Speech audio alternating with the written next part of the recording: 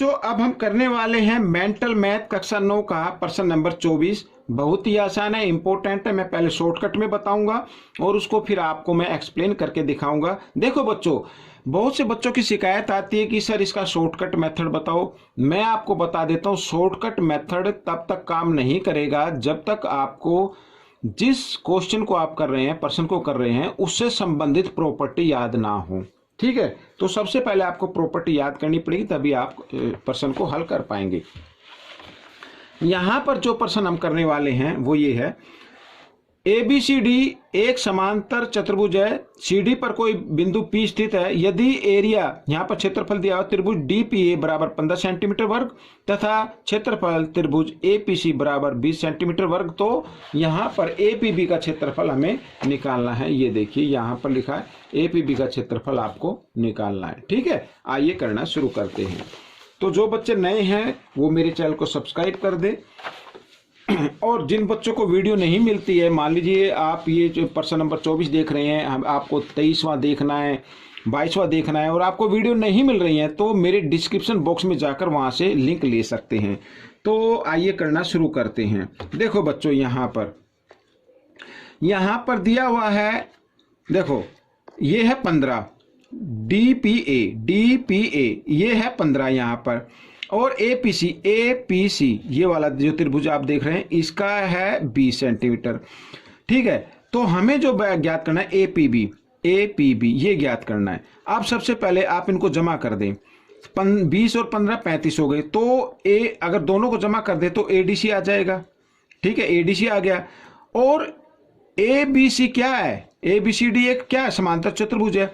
AC क्या हो गया, विकर्ण हो गया। और समांतर चतुर्भुज का जो विकर्ण होता है उस समांतर चतुर्भुज को दो बराबर क्षेत्रफल वाले त्रिभुज में बांट देता है। अगर ये 35 है तो ये भी क्या होगा, 35 होगा। एक तो इस चीज से आप ध्यान रखना आपको।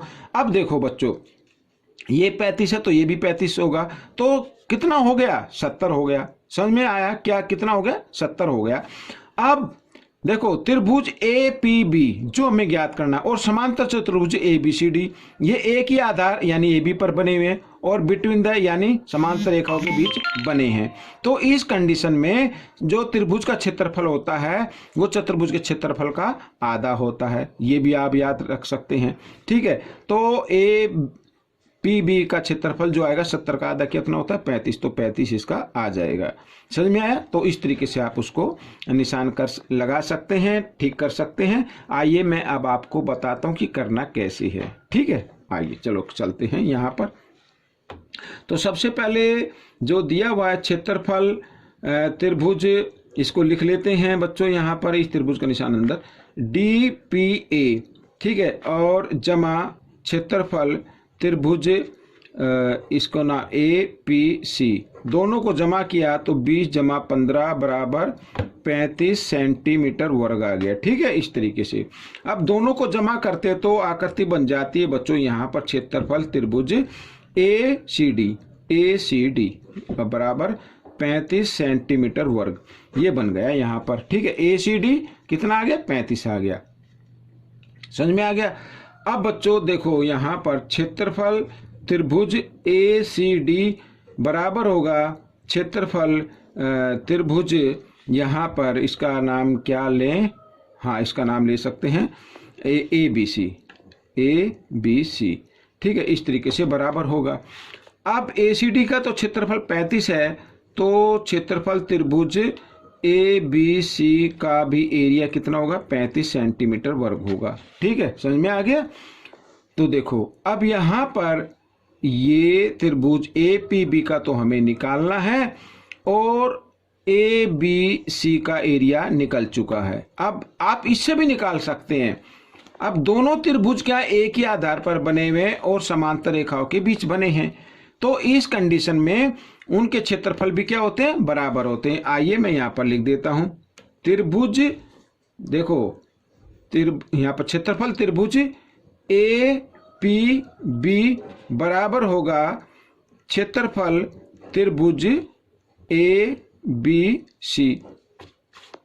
नीचे लिख लेते हैं क्षेत्रफल त्रिभुज APB बराबर, और ABC का कितना है, 35 आया, ये मैं लिख देता हूं यहाँ पर।